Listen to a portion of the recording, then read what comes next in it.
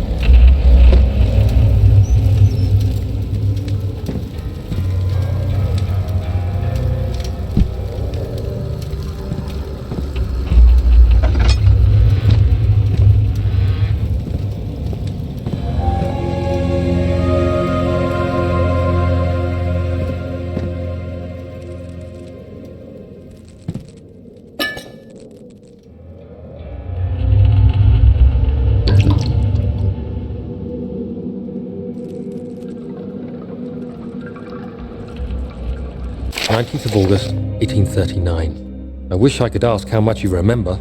I don't know if there will be anything left after I consume this drink. Don't be afraid, Daniel. I can't tell you why, but know this. I choose to forget. Try to find comfort and strength in that fact. There is a purpose. You are my final effort to put things right. God willing, the name Alexander of Brandenburg still invokes bitter anger in you. If not, this will sound horrible. Go to the inner sanctum, find Alexander, and kill him. His body is old and weak, and yours, young and strong. He will be no match for you. One last thing. A shadow is following you. It's a living nightmare, breaking down reality. I have tried everything, and there is no way to fight back. You need to escape it as long as you can. Redeem us both, Daniel. Descend into the darkness where Alexander waits and murder him. Your former self, Daniel.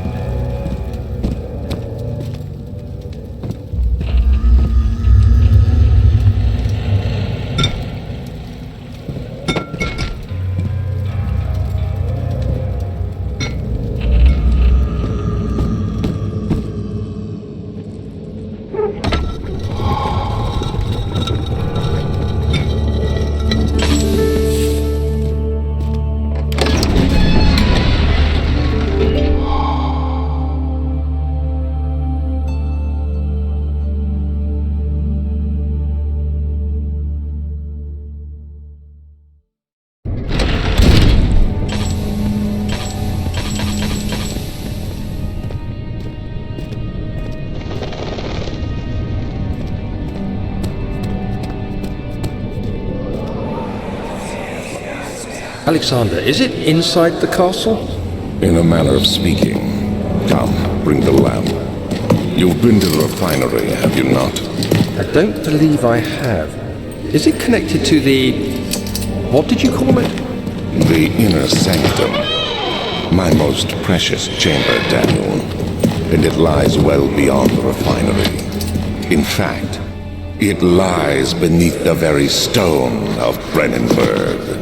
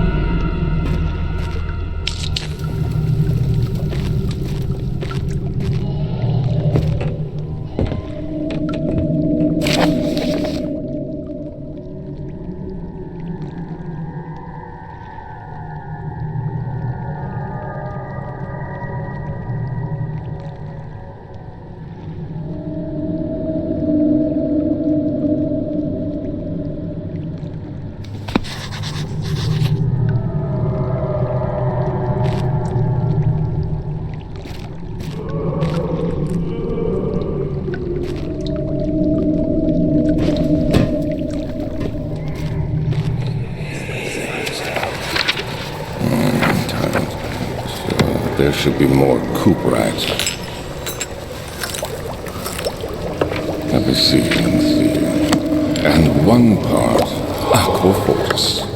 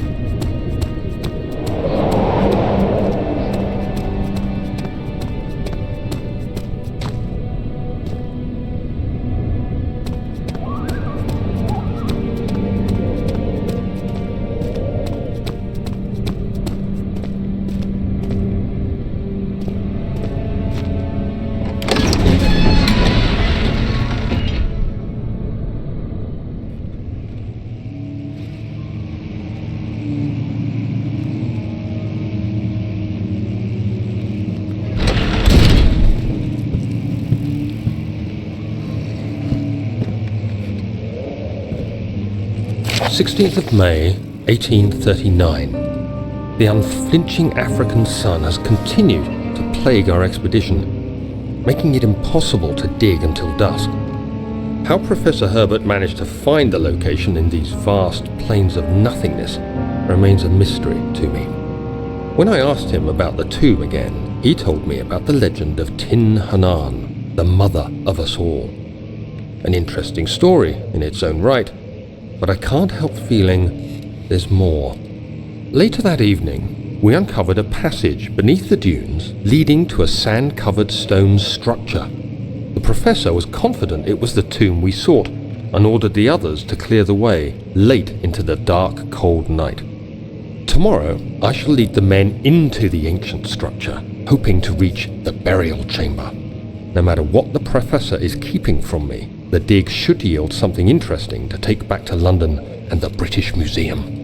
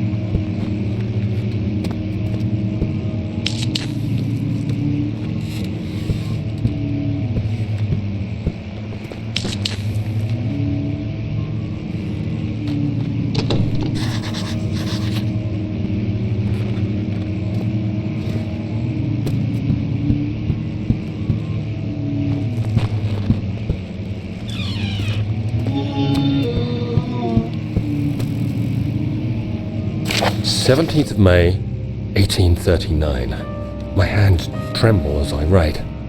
I feel a need to document my tribulation, for I fear that my memory will fail me if I linger. Today, I took some men and ventured into the dark, ancient passage we uncovered. Our torches burned faintly in the murky air as we slowly made our way underground. The men were superstitious and fearful. They argued loudly, and I felt their strange language getting to me. I mustered my strength and yelled at them to continue down the slopes and broken steps. The crudely carved passage confused me. It looked much older than the 4th century structure we had expected. The twisting path emerged into a great antechamber. The walls were lined with statues unlike any I'd ever seen. Despite their unearthly quality, I felt a strange familiarity toward them, which haunts me still. At the far end of the chamber, a great slab of stone sealed off whatever lay ahead. I gave the order to raise it, and as I pushed through the narrow space, the heavy stone suddenly dropped, sealing me inside. I was trapped.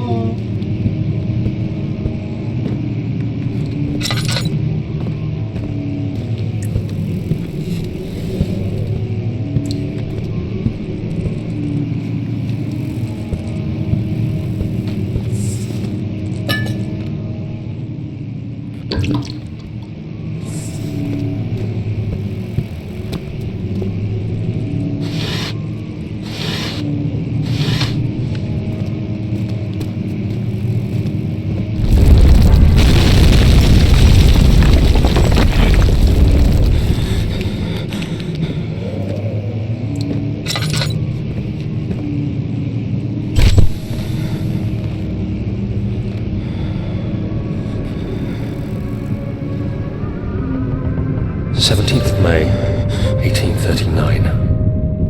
After pounding the unforgiving stone wall for what seemed like an eternity, I realized it was hopeless. I was trapped.